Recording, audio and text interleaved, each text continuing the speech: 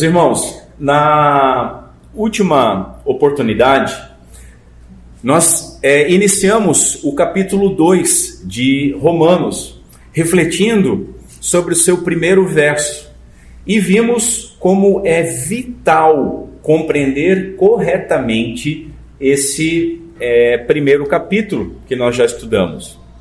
E assim depois nós vimos com quem que Paulo estava falando e como que isso diz respeito a cada um de nós. Cada um de nós. Porque Paulo quer que todos os seus leitores, sejam judeus, gentios, sejam pagãos, ou nós, a igreja, todos entendam que a justiça própria somente vai nos manter debaixo da ira divina.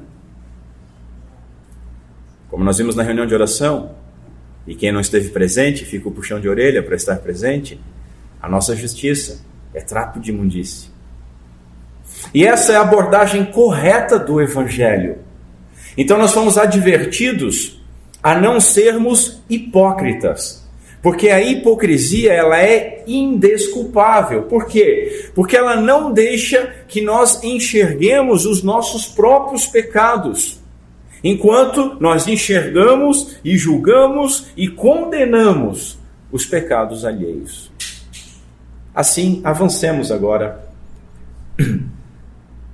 lendo a carta de Paulo a Romanos, capítulo 2, a partir do verso 1, onde a santa palavra do Senhor nos diz o seguinte: Portanto, ó homem, quem quer que sejas, és indesculpável quando julgas, condenando o outro, porque estás condenando a ti mesmo naquilo que julgas, condenando, porque praticas as mesmas coisas que condenas.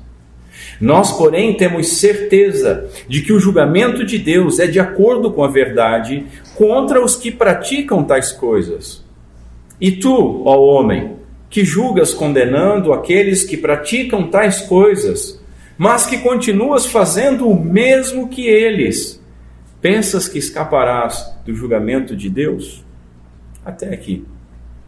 Vamos ao Senhor, curva sua cabeça comigo.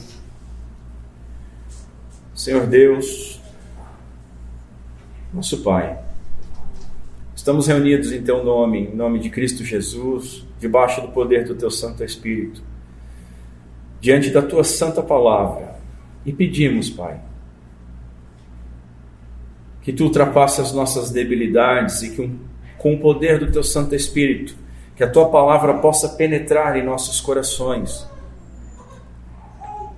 Senhor, que nós possamos enxergar os nossos pecados, que nós possamos enxergar que a nossa justiça é um trapo de imundície, que nós possamos enxergar Cristo como a rocha, como o único perdão, como a única vida e como a única segurança para nós. E que possamos assim, Senhor, deixarmos de ser hipócritas, nos escondendo atrás dos pecados dos outros e trazendo os nossos pecados à frente para serem destroçados e descansarmos na Tua segurança. Ajuda, Senhor, e glorifica o nome do Teu Filho em nosso meio. Esse é o nosso pedido sempre, no nome santo de Cristo Jesus, nosso Senhor. Amém. Estou apanhando no microfone aqui, mas vai dar tudo certo. Meus irmãos, hoje, nós veremos que o julgamento de Deus, ele é justo. Por que ele é justo? Primeiro, porque os homens são indesculpáveis. Segundo, porque esse julgamento é de acordo com a verdade. E por fim, porque esse julgamento é contra os que praticam as coisas que eles próprios condenam. E depois, ao final disso, nós faremos algumas aplicações. Meus irmãos, se nós negarmos a nossa condição pecaminosa, se nós negarmos a nossa dependência de Deus, se negarmos aquilo que nós sabemos a respeito da perfeita justiça de Deus, sobre o seu julgamento ser verdadeiro, se nós nos escondermos atrás dos pecados alheios e presumirmos que simplesmente porque nos reunimos como igreja, nós seremos tratados de uma maneira diferente, nós fracassaremos. Somente estaremos seguros se estivermos em Cristo. Somente estaremos seguros se dependermos totalmente somente dele. E essa segurança, ela deve nos despertar à santidade, nos despertar ao abandono de tudo aquilo que desagrada a Deus, e que ele nos auxilie nesta manhã a termos certeza sobre aquilo que nós merecemos, mas que por graça e misericórdia nós não recebemos. Assim, em primeiro lugar, vejamos que o julgamento de Deus, ele é justo porque os homens são indesculpáveis. Primeiro devemos lembrar que não há dois tipos de julgamento. Ainda que o foco do capítulo, como nós vimos, seja o judeu, Paulo ele utilizou de uma generalização bastante inclusiva, afirmando o seguinte: ó homem, quem quer que sejas. No verso 1 e à frente, no verso 11 que nós lemos na liturgia, porque para Deus não há acepção de pessoas. É inclusivo. Assim, meus irmãos, o texto está falando com todos nós. E melhor ainda, está falando com cada um de nós individualmente.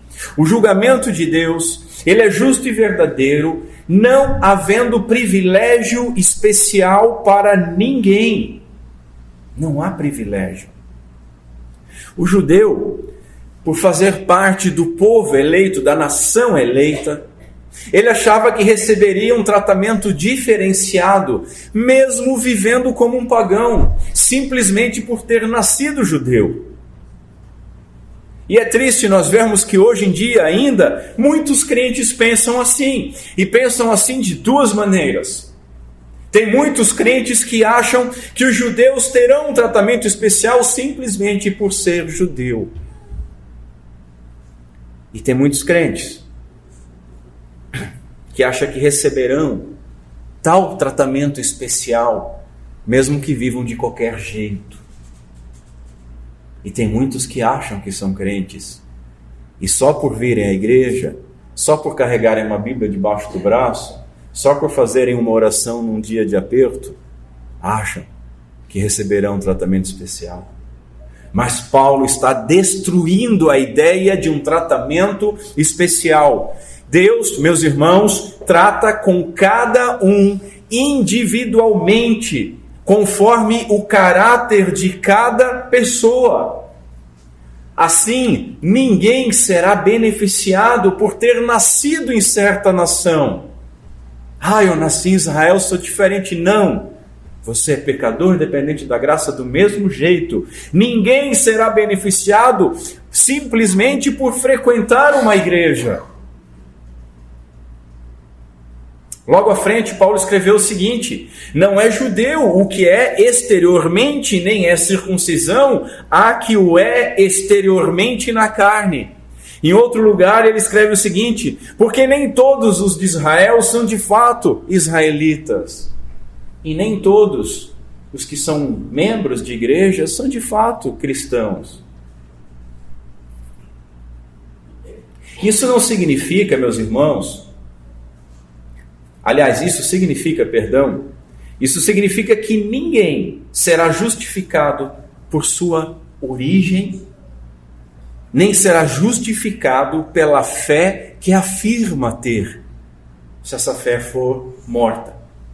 Conhecer a lei, nós lemos, não adianta se ela não for obedecida.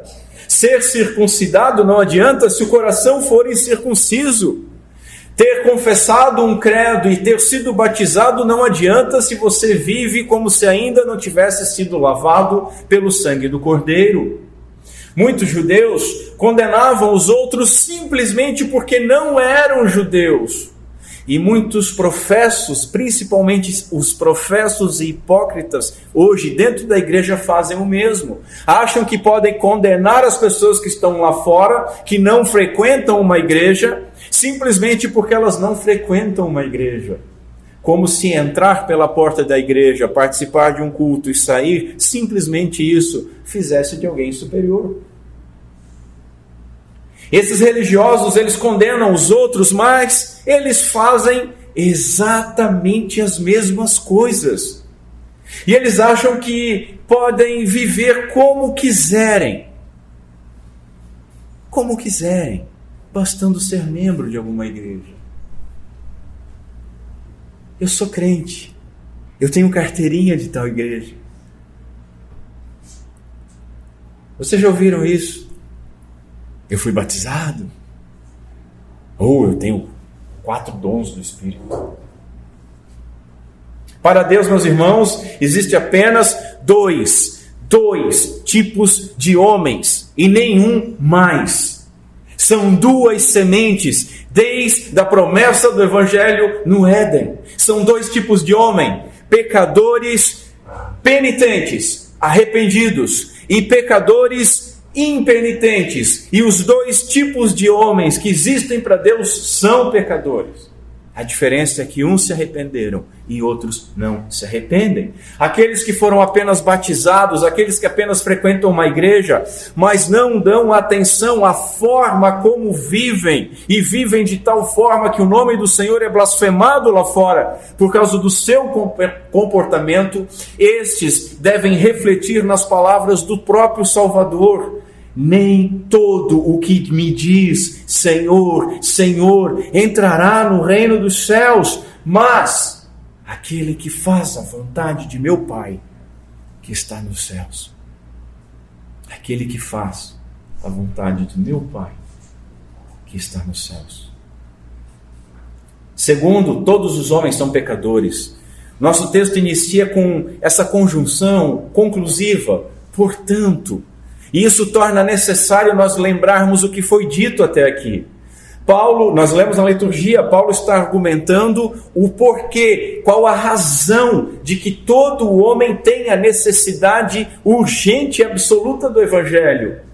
Porque a ira de Deus é revelada do céu contra todo tipo de impiedade e injustiça dos homens.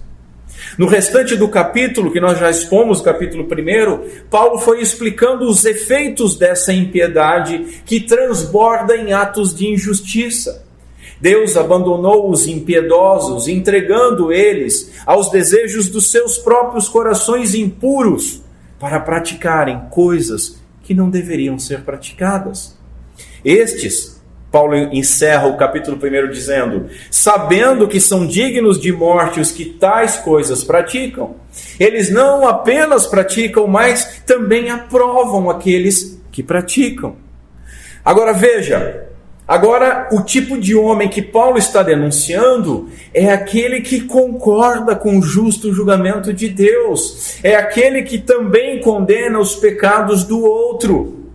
Contudo, que faz a mesma coisa, que faz as mesmas coisas aparecem nos 3 versos, faz as mesmas coisas que condena. Paulo escreveu: nós temos a certeza, talvez na sua tradução diz, nós sabemos, no fundo, meus irmãos, todos sabem que são pecadores. Porque eles, assim como nós, são culpados. Somos culpados das mesmas coisas. Eles confiam na sua própria moralidade, mas as suas próprias consciências os acusam. Todos precisam de arrependimento, porque quem diz que não tem pecado, além de mentiroso, é hipócrita e idólatra. Mentiroso porque sabe que é pecador. Hipócrita porque faz exatamente as mesmas coisas que condena nos outros. E idólatra porque confia na sua justiça própria. Confia que é um pouquinho melhor. Confia, como eu falei naquela exposição, eu posso ser um lixo, mas eu me destaco dos outros. Muitos crentes acham que não precisam se arrepender. Contudo, meus irmãos, a igreja, ela necessita ouvir o evangelho e se arrepender constantemente. Terceiro, todos que julgam e fazem aquilo que condenam, condenam a si mesmos. Na última oportunidade eu falei sobre o filho do seu Oswaldo, e você deve lembrar. O filho do seu Oswaldo, no momento de oração, após o término desse momento de oração, ele acusou o seu irmão mais novo de não estar orando. Como que você sabe disso? Perguntou o pai. E ele respondeu: porque o mano estava com os olhos abertos. Note, para saber disso, esse pequeno hipócrita, ele também estava de olhos abertos. Para saber disso, este pequeno hipócrita, ele não estava orando, mas ele estava fiscalizando a fé e a piedade alheia. E foi justamente disso que ele acusou o irmão. E essa ilustração é bacana porque ela nos dá cores exatas àquilo que Paulo escreveu aqui.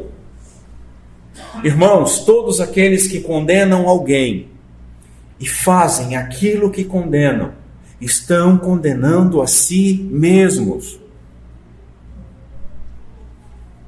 Já é mais batido do que o chão lá da parábola do semeador, o chão duro. Mas vale a pena dizer aqui que quando você aponta com um dedo, tem 3 apontando para você. Eu jurei que eu nunca ia falar isso, mas nunca diga nunca. É isso. Quando você acusa e você faz o mesmo, irmãos, nós fazemos o mesmo. Você está se condenando. E note, não é fantástico como nós, fantástico num tom jocoso, não é fantástico como nós podemos ver claramente, nos mínimos detalhes, o pecado nos outros. E nós não conseguimos enxergá-lo.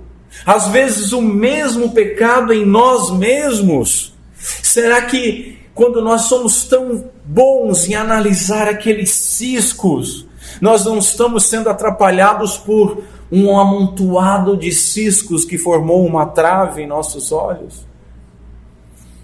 E quando nós somos acusados, porque quem acusa também é acusado, quando nós somos acusados, nós estamos sempre prontos a entrarmos na defensiva. Nós estamos sempre prontos a dar alguma explicação. Nós estamos sempre prontos para justificar o nosso pecado. E nós começamos a dizer: não, veja bem, o meu caso é diferente, você não me conhece, a minha situação é diferente, não é a mesma coisa, você está equivocado. Meus irmãos, quando um criminoso,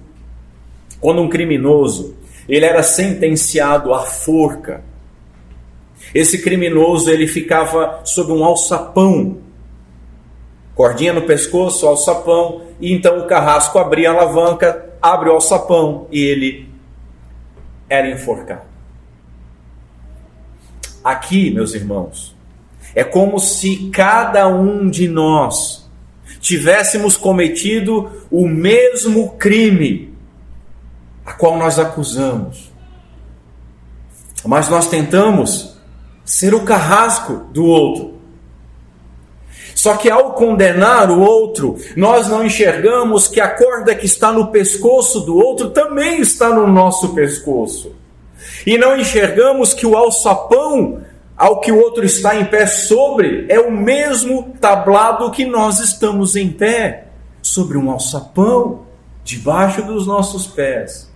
E talvez, se você examinar a sua consciência, talvez nós até enxergamos, mas nós achamos que o simples fato de apontar, de acusar, de puxar a alavanca do alçapão, fará com que nós não caiamos juntos. Contudo, Paulo está aqui nos ensinando, meus irmãos, que Deus pensa diferente. Deus pensa diferente. Segundo lugar, o julgamento de Deus é justo porque ele é de acordo com a verdade. Veja, nós temos certeza de que o julgamento de Deus é verdadeiro. Joãozinho. Coitado do que se chama João, é que sempre é o Joãozinho, ainda bem que a gente tem o Joãozão. Joãozinho, menino muito inteligente. Joãozinho, ele afirma que ele tem 3 metros de altura. 3 metros. E ele, do alto dos seus 1,20 m, ele definiu que a régua que ele está usando, uma régua do seu pai de 40 centímetros, ele definiu que aquela régua de 40 centímetros tem na realidade 1 metro. E quando ele se mede, ao invés de ter 1,20 m, ele tem 3 metros. 3 metros. E então ele afirma que tem 3 metros, ele argumenta que tem 3 metros, e ele prova que tem 3 metros. Está aqui, ó, 1 metro, 2 metros, 3 metros. O nosso julgamento, meus irmãos, ele não é justo. Não é justo.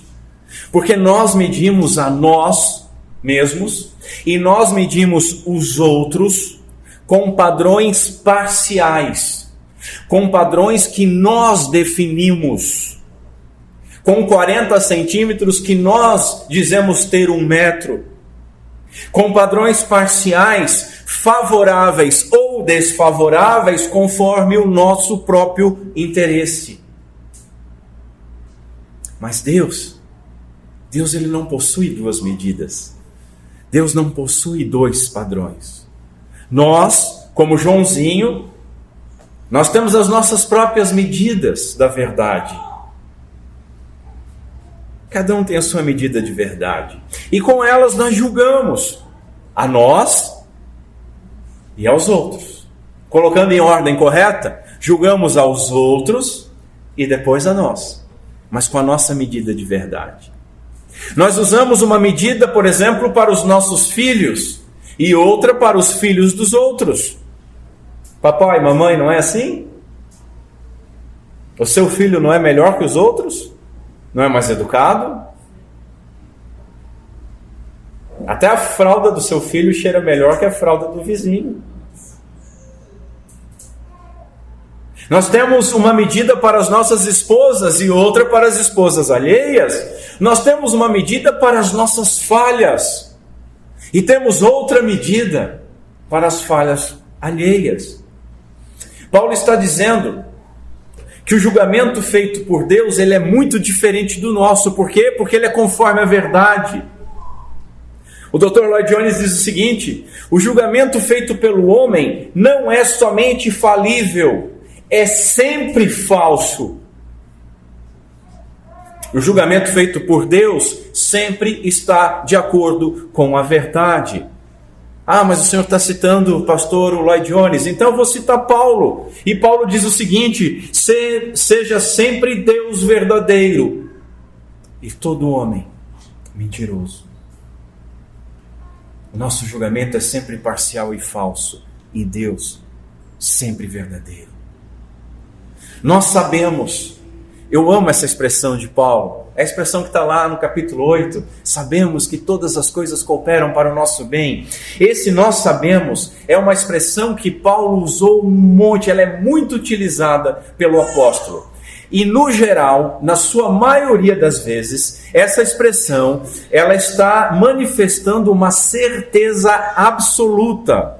Não é só um sabemos assim, ah não, eu sei, não, é uma certeza absoluta. E qual a certeza absoluta que Paulo manifesta aqui? Que Deus julga o pecado e que o juízo de Deus está de acordo com a verdade, sem erro e sem acepção de pessoas. O julgamento de Deus é sempre verdadeiro. Note, não porque Deus se submete à verdade, mas porque Ele próprio é a verdade. Tudo o que Deus faz é verdadeiro e bom. Tudo aquilo que Deus define, julga e executa é verdadeiro justamente porque Ele definiu, julgou e executou. Ele é o padrão. Neste capítulo, meus irmãos, nós encontramos, a título de curiosidade, 7 princípios do julgamento divino. O julgamento divino, ele é segundo a verdade, verso 2 que nós lemos, ele é de conformidade com a culpa acumulada e caracterizado pela justiça, verso 5, nós vamos ver na próxima exposição. Ele é de conformidade com as obras, verso 6, nós vamos ver um pouco disso hoje e um pouco mais à frente. Depois, ele é de natureza imparcial, sem fazer acepção de pessoas, verso 11, vamos ver lá e vamos ver hoje também. É segundo as obras, e não segundo o conhecimento, verso 13, e nós vamos ver um pouco disso hoje. Atinge os segredos do coração e é executado por meio do nosso Senhor Jesus Cristo, verso 16, e é de acordo com a realidade e não com a profissão religiosa, versos 17 a 29. Em segundo, os homens podem enganar-se, mas Deus não. Nós nos enganamos e enganamos os outros, mas não enganamos a Deus, e Deus jamais se engana. Os homens são parciais, como falamos, e se imaginam melhores que os outros. Nós temos facilidade de condenar as falhas alheias, mas não as nossas. Contudo, Paulo ele vai escrever o seguinte: fazendo o mesmo que eles, pensas que escaparás do julgamento de Deus? Por que isso? Porque o juízo de Deus é segundo a verdade. E porque o juízo de Deus é contra os que praticam tais coisas. Os que praticam numa ponta e os que praticam na outra ponta, que apontam os primeiros. Compreenderam o jogo de palavras? É contra os que praticam tais coisas. O acusado e o acusador. Meus irmãos,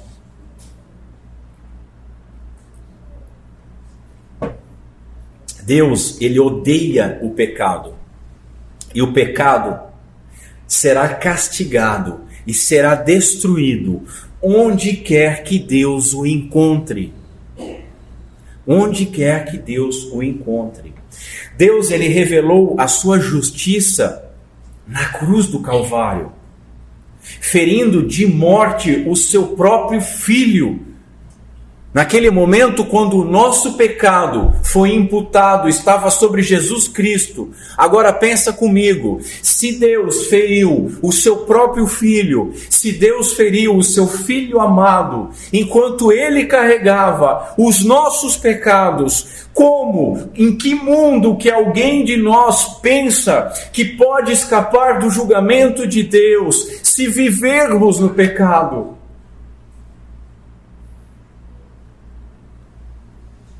Se nós que afirmamos estar em Cristo, nós cometemos os mesmos pecados que os incrédulos. E nós cometemos. Nós devemos, nós precisamos nos arrepender. É arrependimento, e não ficar imaginando que condenar o incrédulo pode desviar a ira divina de sobre nós.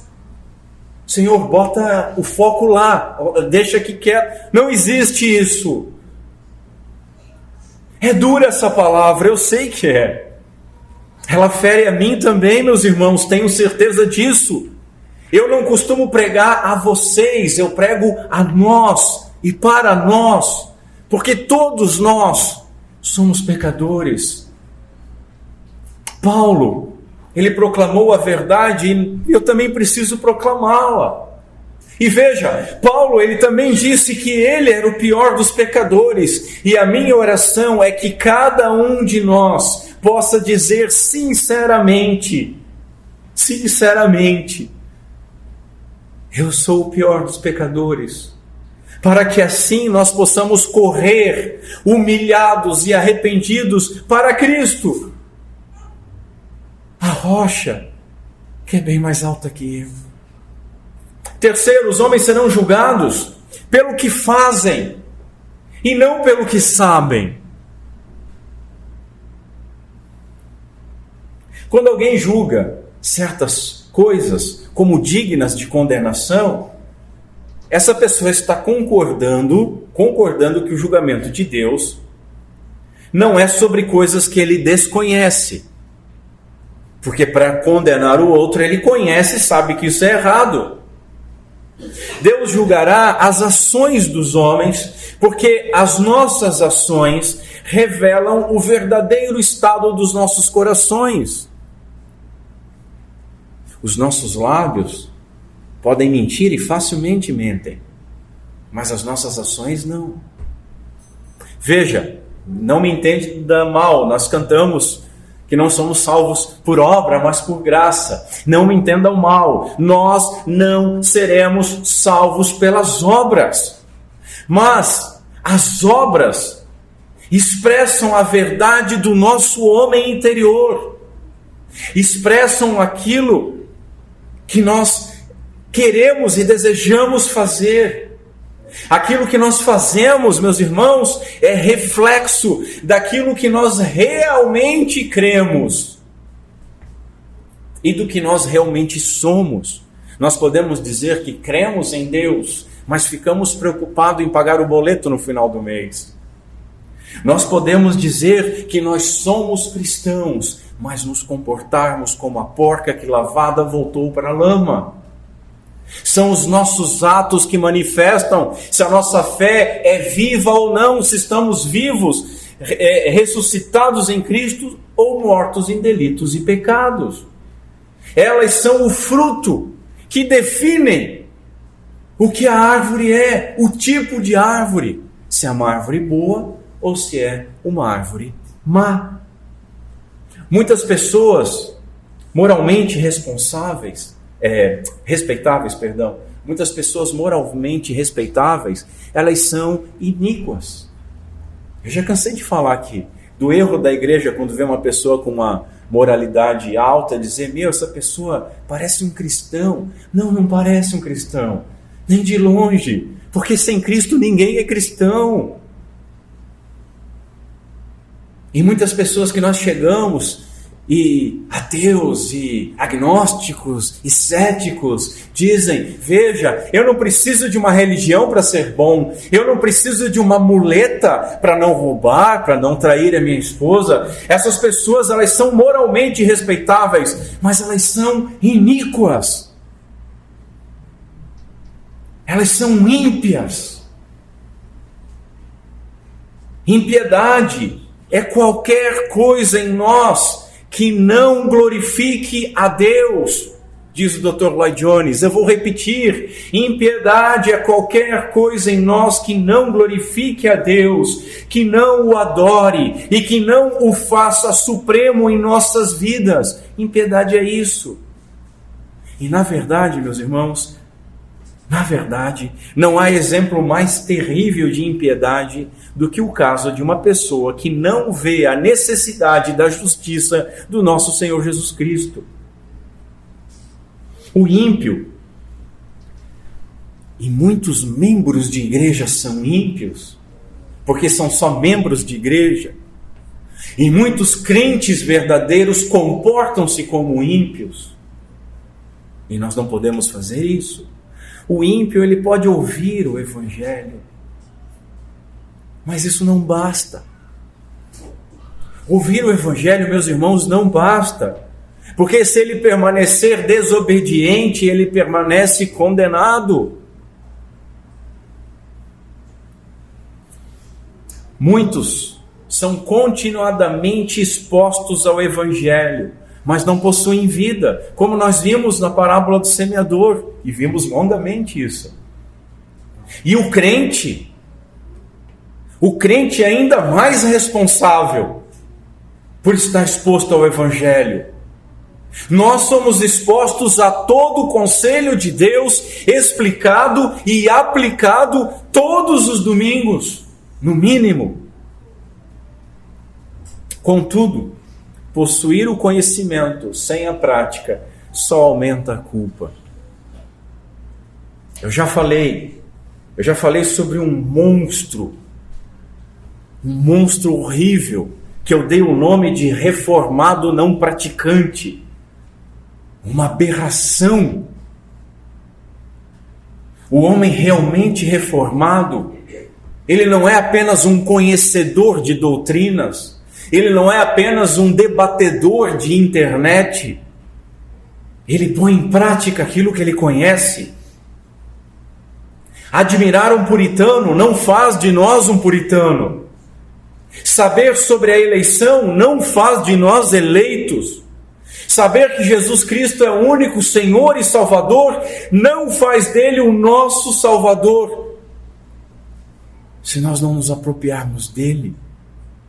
Saber que a salvação é pela graça imerecida, abraçada por meio da fé, não vai salvar aquele que não tem essa fé, que não vive de acordo com essa fé.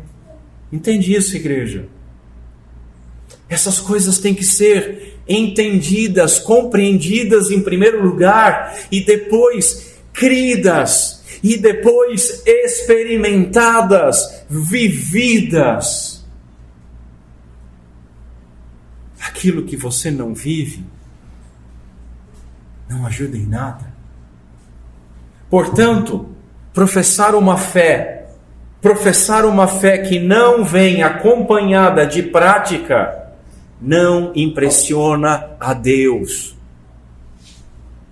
Um dia Deus julgará todos os homens de acordo com as atitudes, com as suas práticas, com as decisões que tomaram, e não somente por aquilo que elas souberam, leram, ouviram. O conhecimento do bem não é bem em si mesmo, escreveu um teólogo liberal. O conhecimento do bem não é bem em si mesmo. E aí Jesus diz o seguinte: se sabeis estas coisas, bem-aventurados sois, se a fizerdes. Se sabeis essas coisas, bem-aventurados sois, se as fizerdes.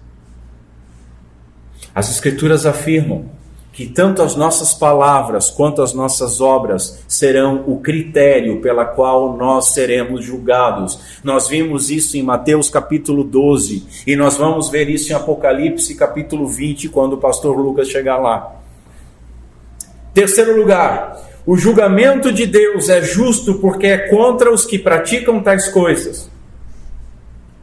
Veja, ao se autocondenar, o homem concorda com Deus. Calvino diz o seguinte: prestem atenção, aqueles que acreditam que escaparão do juízo divino, ainda que não permitam que outros escapem ao seu próprio juízo, são extremamente loucos.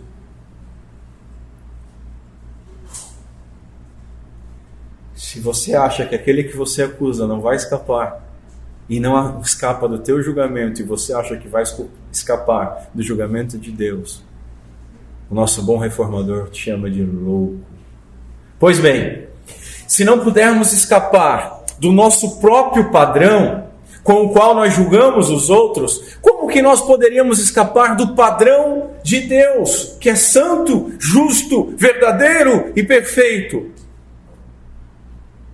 Se somos forçados a condenar a nós mesmos, quanto mais nos condenará aquele que é infinitamente santo? Disse um homem chamado Teofilato, lá pelo século XI. Irmãos, veja, não é irônico? Porque ao condenarmos o outro, nós demonstramos que nós concordamos com Deus. E também nos autocondenamos, aumentando assim o juízo divino sobre nós. Porque nós estamos dizendo: eu sei que isso é errado, eu concordo contigo, isso é errado e passível de condenação. E aquela pessoa está fazendo e ela é passível de condenação. mas eu faço a mesma coisa. Longe de nós, meus irmãos, tal hipocrisia. O hipócrita espera que, por ser um colaborador do juízo de Deus, ele vai receber um tratamento de colega da parte de Deus. Ele espera, o hipócrita, que Deus olhe para ele e diga: não, você concordou comigo, está tudo bem, você falou primeiro, você acusou primeiro, está tudo bem. Não, irmãos. Como que nós poderíamos ter um tratamento diferenciado se fizermos as mesmas coisas? Como nos livraremos do justo juízo de Deus? E veja que nós podemos ser vítimas de uma hipocrisia sutil, muito sutil, condenando os impenitentes por seu comportamento escandaloso, e no entanto acharmos que nós não somos igualmente culpados, porque, vai lá, os nossos pecados eles são mais refinados, são mais limpinhos, não são tão escandalosos. Ah, fulano fez isso, aí a tua consciência diz, você também faz. Mas aí você responde, não, mas não é tanto assim, né? Mesmo que nós não sejamos culpados de igual escândalo, tal como um adultério, nós podemos ser culpados de cobiça, de inveja e de imoralidade, que é a mesma coisa. Ainda que nós não sejamos culpados de roubar bilhões, nós podemos esconder, desviar ou deixar de devolver pequenas quantias para os outros, que é a mesma coisa. Ainda que nós não sejamos culpados de mentiras escandalosas, nós podemos ocultar coisas, aumentar umas e diminuir outras conforme a conveniência, o que é a mesma coisa. E por aí vai. Eu podia ficar nessa casuística até a noite e não esgotaria, mas que o Espírito Santo de Deus trabalhe no coração de cada um de nós. As ações do crítico são idênticas às ações daquele que ele critica, escreveu certo homem. Sabe por quê, meus irmãos? Sabe por que as nossas ações são idênticas? Porque o catálogo de pecados que nós lemos lá em Romanos capítulo 1, ele é positivamente inclusivo. Aquele catálogo é um espelho. E ainda que não seja exaustivo, nós não conseguimos ler ele sem vermos alguma mancha em nós. Assim, em segundo lugar, nós estabelecemos a certeza sobre o julgamento divino. Não compreender essa doutrina, ela pode ocasionar dois erros. Por um lado, pode gerar aquele moralismo legalista, daqueles que acham que são justos o suficiente para lançar pedra nos outros pecadores. Mas nenhum de nós pode lançar essa pedra, nem a primeira, nem a segunda, nem nenhuma.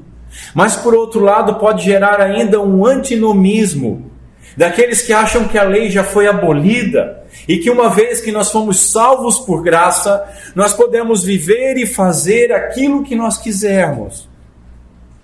Outro erro terrível. Alguns crentes acham que não serão julgados por absolutamente nada. Que por serem crentes, simplesmente por ser crente, escaparão de julgamento. Eu já sou crente. Eu estou salvo, eu não vou ser julgado. Mas a realidade, meus irmãos, que a Bíblia é muito clara sobre isso, é que ninguém vai escapar de ser julgado. Paulo, escrevendo aos Coríntios, escreve o seguinte: porque todos devemos comparecer ante o tribunal de Cristo, para que cada um receba segundo o que tiver feito por meio do corpo, bem ou mal. Aquilo que nós tivermos feito de bem ou mal, nós vamos ser julgados por esse bem e por esse mal. Ao julgarmos os outros, concordamos que haverá esse julgamento divino.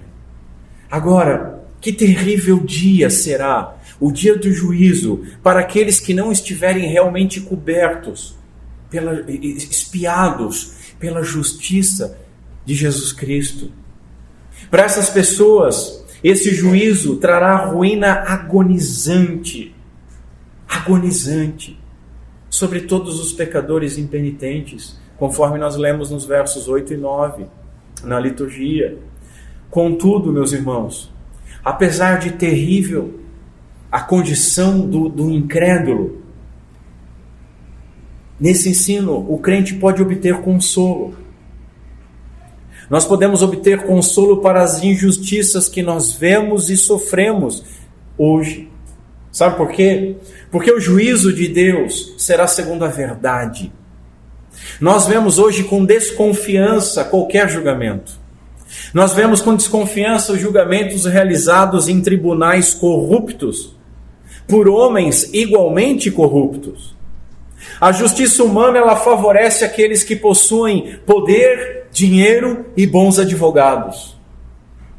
A justiça nem sempre é feita nos tribunais. E pior, a justiça nem sempre é feita nas decisões que nós tomamos na nossa comunidade, nem na nossa igreja, nem mesmo na nossa família. Palavras de R.C. Sproul. Os nossos julgamentos são falhos. Então, é reconfortante saber que no dia da prestação de contas final, a verdade prevalecerá. A verdade prevalecerá. Nenhuma incoerência, nenhum fingimento, nenhuma hipocrisia serão capazes de enganar o Deus Todo-Poderoso. Terceiro, portanto, não pensemos que nós podemos escapar do julgamento de Deus. Longe de nós tal ideia. Todos seremos julgados. Nós não podemos cair no mesmo erro dos judeus, imaginando que não seremos julgados apenas por conta do nosso relacionamento eclesiástico, esperando ser salvos somente porque frequentamos uma igreja. Quanto joio se ilude em meio ao trigo todo domingo. Quantos corações endurecidos, superficiais, divididos, se iludem em meio aos corações frutíferos todo domingo. Estes, por causa da própria dureza e coração impenitente, eles apenas estão acumulando ira contra si mesmos.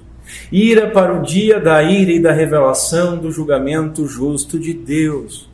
Verso 5. Que nenhum de nós, meus irmãos, pela graça e misericórdia de Deus, que nenhum de nós caia no erro de viver de modo reprovável, escondendo-se atrás de outros pecadores mais escandalosos. Como ensina o exemplo de Davi, e Paulo diz no capítulo 15 que tudo que está escrito para o nosso conhecimento e para a nossa instrução, como nos ensina o exemplo de Davi, qualquer homem, mesmo que tenha servido a Deus fielmente durante muito tempo, se cair em pecado, será punido. Não importa aquilo que ele tenha realizado antes. E calma, eu não estou louco. O pastor não está dizendo que um salvo pode perder a salvação. Isso não significa dizer que um salvo pode perder a salvação. Mas que o pecado, ele tem consequências. E o pecado será disciplinado pelo Senhor. Porque, seja crente, seja incrédulo, pecado é pecado. E Deus abomina. Quando você, esposa, pega a roupa encardida do seu marido, ou pega a roupa encardida do seu filho, e você sabe que a máquina de lavar não vai dar conta, e você vai lá com a sua própria mão e esfrega, e quase que com raiva para tirar aquela sujeira. Deus tem um ódio muito maior à sujeira. E Ele vai pegar você e eu e vai esfregar do mesmo jeito para tornar puro e limpo. Nós seremos julgados por aquilo que nós fizermos, Se a obra, Paulo diz o seguinte, se a obra que alguém edificou permanecer, esse receberá galardão. Se a obra de alguém se queimar, sofrerá grande prejuízo, mas o tal será salvo, todavia como alguém que é resgatado do meio do fogo. 1 Coríntios 3. Meus irmãos, note as ênfases do apóstolo. Sofrerá grande prejuízo. Você quer isso para a sua vida? Ah, mas eu sou salvo, mas você quer este grande prejuízo? E apesar de salvo, Paulo dá ênfase. Será salvo como alguém que é resgatado do meio do fogo. É essa a sua situação?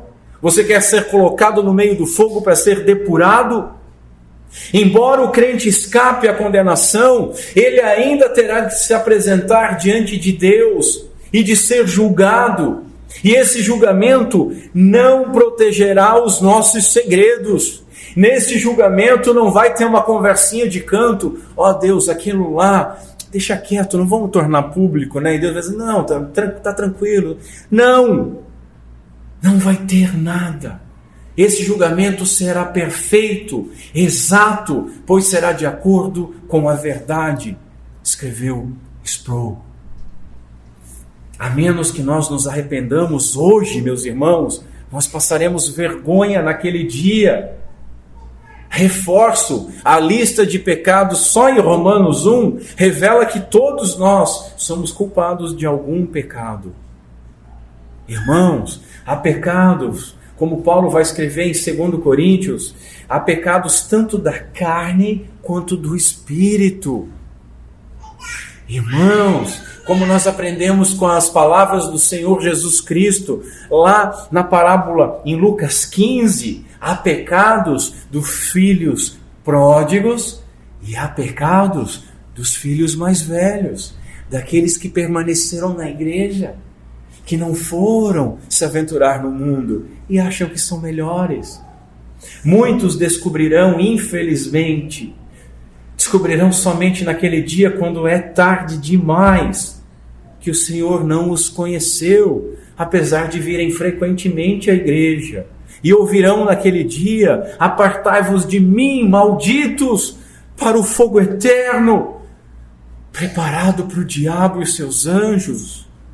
E o Senhor Jesus diz que estes irão para o tormento eterno, mas os justos para a vida eterna.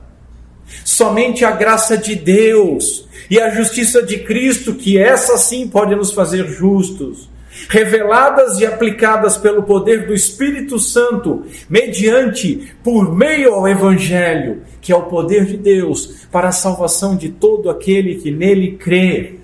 Somente isso podem nos conduzir a um verdadeiro arrependimento. E uma vez salvos, pode nos conduzir a abandonarmos de uma vez por todas o trapo de imundícia que é a nossa justiça própria. Trapo de imundícia que eu já falei para os irmãos o que significa. Significa um absorvente feminino sujo de sangue. E abandonemos a nossa justiça própria. E então possamos falar, como o salmista escreveu: irei na força do Senhor Deus, farei menção da tua justiça, somente da tua justiça.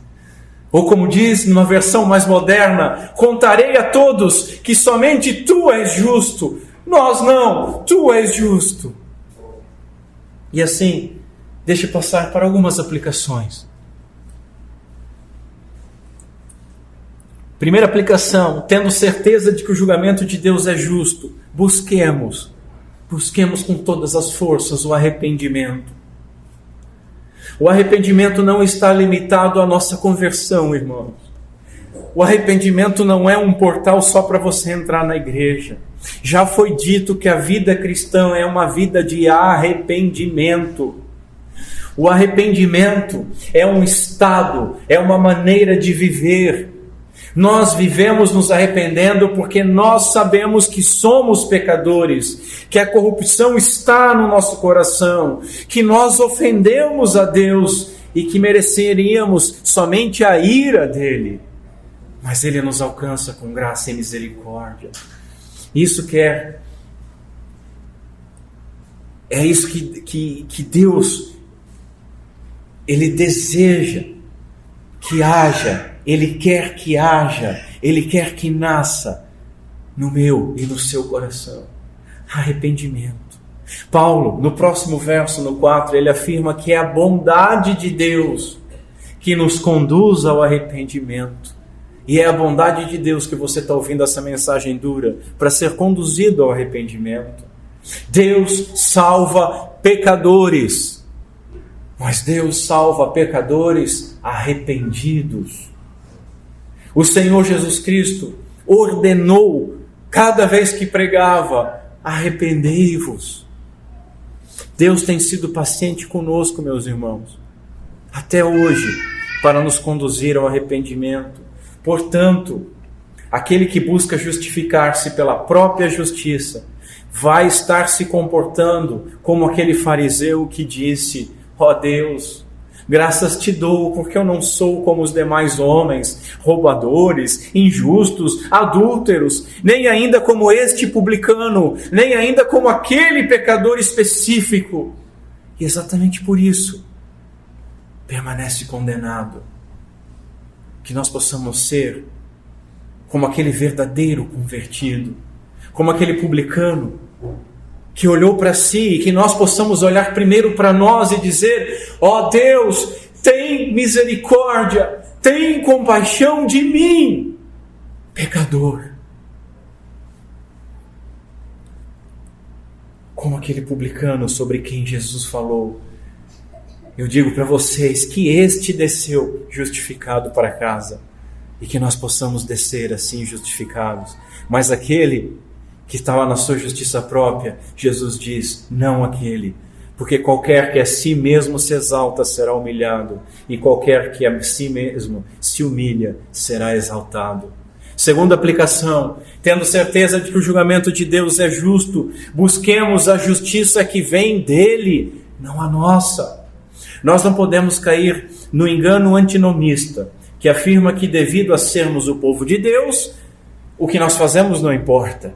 Também não podemos ir para o outro lado e cair no engano legalista. E aqui eu vou usar uma frase que apareceu para mim numa rede social, e eu disse: obrigado, Senhor, porque essa frase é perfeita porque eu quero falar. Diz o seguinte, é de Tim Chester: a luta contra o legalismo ocorre todos os dias em nosso coração.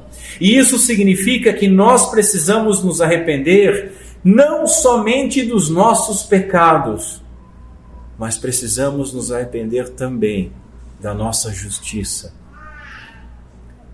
Da nossa justiça.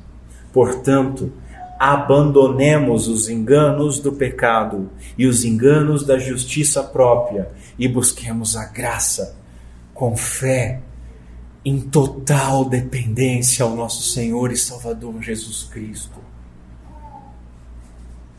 Terceira aplicação: tendo certeza que o julgamento de Deus é justo, busquemos também a santificação. Como nós vimos, Deus julgará os homens, não por aquilo que creem, mas pelas suas obras. Porque as obras revelam aquilo que creem. Nós dependemos do Espírito Santo, que efetua em nós o querer e o realizar. Nós dependemos do Espírito Santo para buscar a santidade, enquanto somos por Ele santificados. Busquemos então tirar as traves dos nossos próprios olhos, para que depois, e somente depois, nós possamos auxiliar os nossos irmãos que estão com problemas, que estão com cargas, que estão com pecados, a retirar os seus ciscos do olho. Somente depois, a retirar o cisco e não acusá-los, e não condená-los, e não nos escondermos atrás do erro deles. Quarta aplicação: tendo certeza de que o julgamento de Deus é justo, busquemos obedecê-lo. Obedecer. Quem tem dúvidas sobre o que é amar a Deus? Pastor, o que é amar a Deus? É fácil, é obedecê-lo. Pastor, como é que nós obedecemos a Deus? É fácil, amando. Se nós realmente amarmos a Deus, nós o obedeceremos. E se amarmos a Deus, nós amaremos aquilo que Ele ama e odiaremos aquilo que Ele odeia. Nós devemos odiar o pecado, meus irmãos, porque Deus odeia o pecado, não por medo da punição. Nós devemos evitar o pecado, não porque Deus pune o pecado, mas porque Ele odeia o pecado, Ele nos ama e não pode ter algo que Ele odeia em nós. Quando amarmos a Deus, nós obedeceremos, amando também ao próximo e fazendo ao próximo aquilo que nós gostaríamos que nos fosse feito. E assim nós não pecaremos contra Ele, e assim nós não o condenaremos.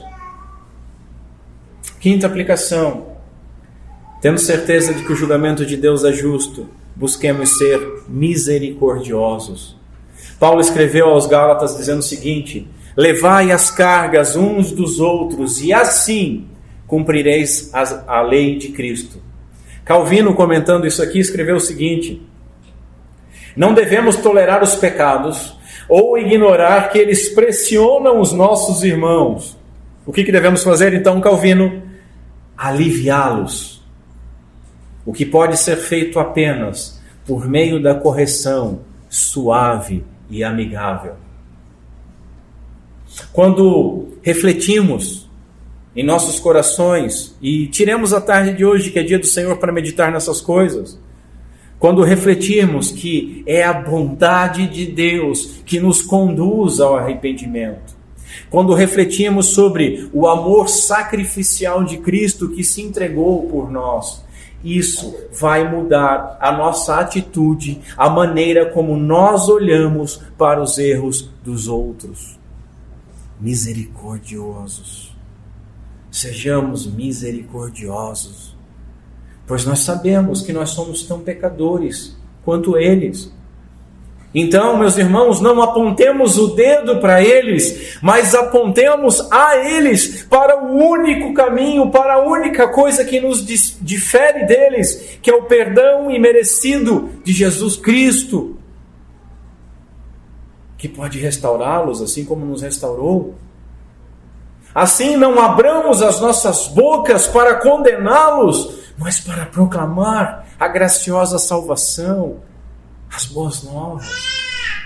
Devemos agir assim, meus irmãos, porque, veja, Jesus Cristo morreu na cruz por todos os nossos pecados, inclusive para que nós pudéssemos ser salvos da nossa hipocrisia e da nossa falsa moralidade, da nossa hipocrisia e da nossa falsa imoralidade. Deus faz uma obra completa. Muitos se livram de um pecado, mas permanecem em outro. Muitos se livram de um pecado escandaloso, mas se agarram na hipocrisia, na justiça própria e no orgulho. Que Deus seja misericordioso. Concluindo, meus irmãos, todos nós somos pecadores.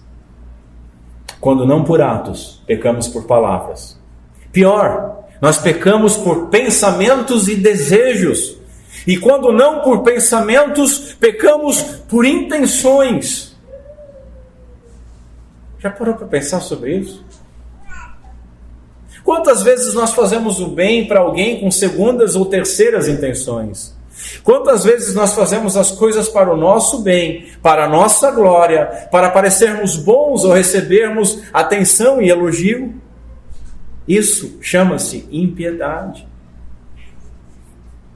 Imaginem se os outros pudessem ler os nossos pensamentos. Já parou para pensar sobre isso?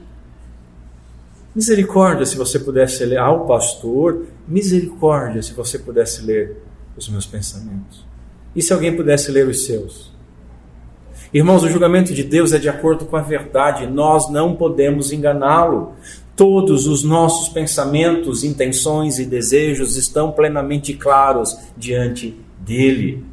Ele discerne e enxerga a hipocrisia onde ela estiver. mesmo por detrás da nossa falsa piedade, mesmo quando nós estamos orando, ou quando estamos ofertando, ou quando estamos cantando, ou quando estamos abraçando o irmão, ou quando estamos participando da ceia como faremos daqui a pouco, ou quando nós estamos ouvindo, e misericórdia de mim, quando nós estamos pregando um sermão. Está tudo patente diante de Deus. Deus sabe de todas as coisas erradas, desprezíveis e vergonhosas que nós fazemos. Não há canto escuro nesta terra que escape dos seus olhos. Também não há nenhum pensamento ou desejo que nós possamos esconder da onisciência e da onipresença daquele que perscruta os nossos corações e os nossos pensamentos. Irmãos, não há local seguro para escondermos os nossos pecados. O único local adequado é que os nossos pecados estejam pregados na cruz. Que os nossos pecados estejam pregados na cruz. Somente com o velho homem crucificado, tendo a nossa culpa paga pelo Filho do homem, seguros na sua justiça, é que os nossos pecados não nos farão mal. E assim, aqueles que no dia do juízo estiverem em Cristo, eles vão dar graças a Deus, apesar do seu imerecimento, porque eles descobrirão e confessarão que a graça e o amor de Deus cobriram uma multidão de pecados. Que Deus seja gracioso conosco, por meio de Cristo Jesus. Amém. Vamos ficar em pé. Vamos ao Senhor em oração. Curva a sua cabeça comigo.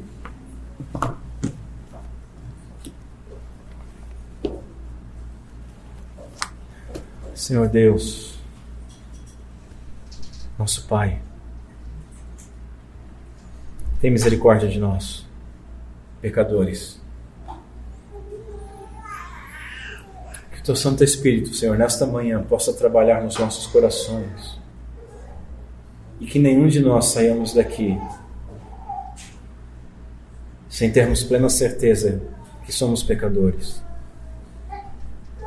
sem ter plena certeza que não podemos nos esconder atrás do pecado das outras pessoas, tendo certeza que nós não temos nenhuma justiça, que a nossa justiça própria, Senhor, fede diante de Ti.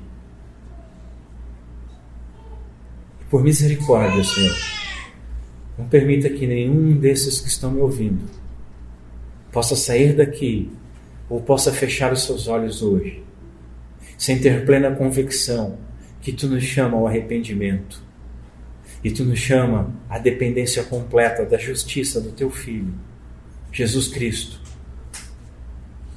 que é essa justiça que nos salva, que é essa justiça que nos dá forças para mortificar a nossa carne, que é por meio deste sacrifício que o Espírito Santo de Deus nos santifica, e que é por meio da ação do Espírito Santo de Deus, por causa dessa justiça, que pecadores perdoados perdoam, e que nós podemos então estender misericórdia e não acusação para as pessoas que pecarem ao nosso redor.